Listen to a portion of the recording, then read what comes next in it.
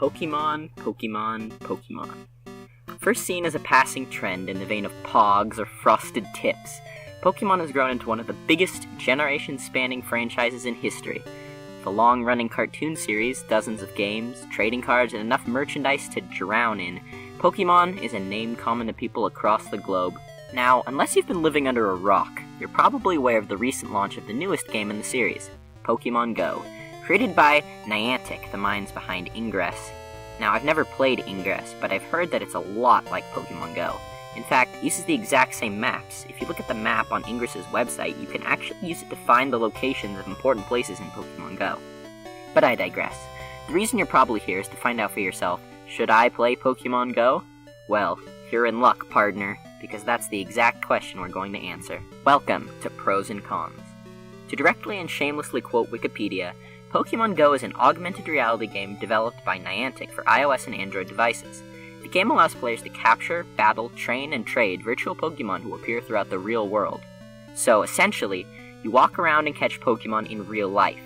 The exact thing every Pokémon fan has dreamed about since Red and Blue first made their glorious spinach-colored entrance to the market. But of course, this has gotta be too good to be true, right? I mean, it's not like scientists are gonna make genetically modified Pokémon Jurassic Park style. No, of course they aren't. That would be terrifying. Though I love Pokemon with every shred of my being, I don't want to get made into people burgers by flying Charizards. But I digress again.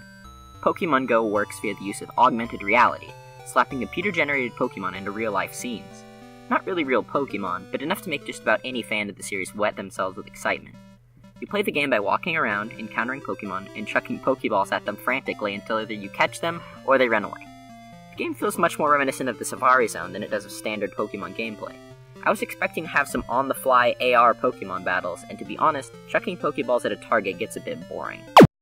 When you catch enough Pokemon, you can level up your trainer, which is also a bit backwards compared to the main series games. Unless your trainer is running around beating the snot out of wild Pokemon, the EXP system works a little differently. Dotted around the map are little blue floating cube things called Pokestops. These take the shape of important landmarks in your area.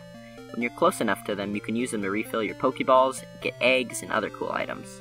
When you level up your player to level 5, you can start visiting gyms. These are probably my favorite part of the whole game. But before you can start battling, you'll be asked to join one of 3 teams. Team Mystic, represented by the color blue in the Pokemon Articuno, Team Instinct, represented by the color yellow in the Pokemon Zapdos, and Team Valor, represented by the color red in the Pokemon Moltres. Also, cleverly the colors of the first 3 games in the series, not counting green. After picking a team, you're able to visit gyms, claim them if they're unclaimed, donate Pokemon to protect them if they're owned by your team, or fight to gain control of them if they're owned by another team. I think that's a really clever way of adapting gyms to a location-based MMO, and constantly trading them between teams is pretty darn exciting. The battles are very simplified compared to the main games. I haven't played enough to figure out how they really work, but essentially just spam tap the enemy a bunch and swipe to the sides to dodge their attacks. Each Pokemon only has 2 moves, one that you use by tapping, and a more powerful one that charges up during the battle. Kinda reminds me of the boring button-mashing battles on the Pokewalker.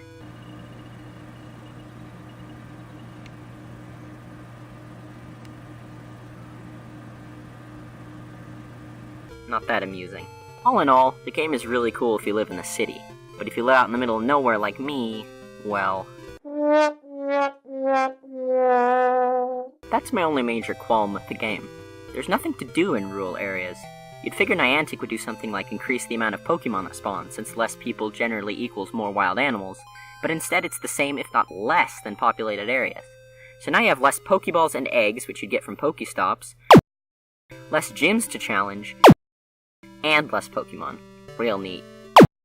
I'd hope that Niantic would see this problem and fix it post-launch, especially considering that John Hank, the CEO of Niantic, said in an interview by VentureBeat, "If we're going to build a game that works with location, it has to be fun for people anywhere to play, in small towns as well as San Francisco. If we designed something that only worked in San Francisco, it wouldn't be a real success. We wanted it to work globally. I feel like we've learned a lot of lessons from Ingress that we'll bring to Pokemon. We'll make sure you can play it everywhere." Well, Niantic, I sure can't play it everywhere. Frankly, I can't play it just about anywhere.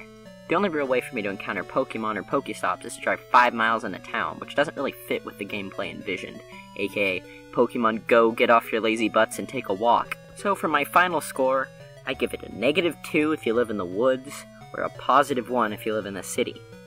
I'd recommend downloading it and giving it a whirl at least. Since it's free, you've got nothing to lose but time and mobile data. So, to wrap this episode up, though definitely not a replacement for the good old Pokemon games we know and love, Pokemon Go is an awesome little game to play if you live in a populous area and want to upgrade your Pokewalker to the virtual age. Just be sure to look both ways before crossing the street, avoid demilitarized zones, and never take rare candies from strangers. Thanks for watching Pros and Cons.